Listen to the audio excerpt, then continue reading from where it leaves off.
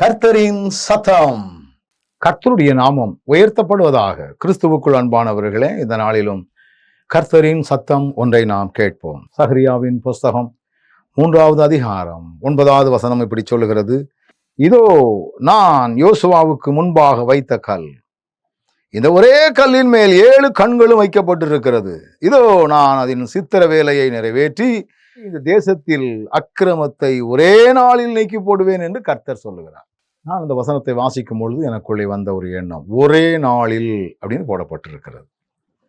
சில நேரங்களிலே நாம் நம்முடைய வியாதிகளுக்காக மருத்துவர்கிட்ட போவோம்.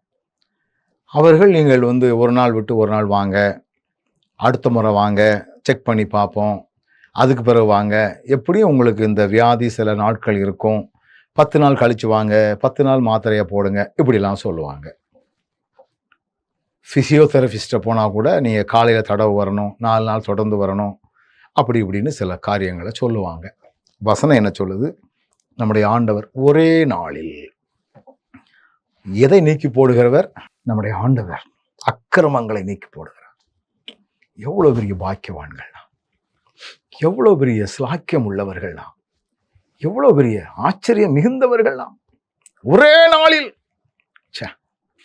இதெல்லாம் நீங்கள் தனியாக உட்கார்ந்து நினச்சி பார்த்தீங்கன்னா அப்படியே நமக்குள்ளே ஒரு குதூகலிப்பு, குதூகலம், மகிழ்ச்சி, கம்பீர சத்தம், ஆனந்த களிப்பு, மிகுந்த சந்தோஷம் வந்துக்கிட்டே இருக்கும்.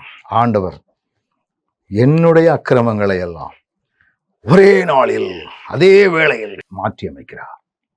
இதை நாம் நம்முடைய சிந்தைகளிலே வைத்துக் கொள்வோம். நீங்களும் நானும் ஆராதிக்கிற ஆண்டவர், அவர் அண்டையில் எந்த வகையான நிலைப்பாடோடு வந்தாலும் நம்முடைய தவறுகளை ஒத்துக்கொண்டு அறிக்கை பண்ணும் பொழுது ஆண்டவர் மனப்பூர்வமாய் நம்ம ஏற்றுக்கொண்டு நம்முடைய அக்கிரமங்களை எல்லாம் அவர் நீக்கி போடுகிறவராயிருக்கிறார். கண்களை மூடுவோமா. நல்ல ஆண்டவரே, எங்களுடைய அக்கிரமங்களை நீக்குகிறவர் நீர், அதற்காய் ஸ்தோத்திரம். அதுவும் ஒரே நாளில்.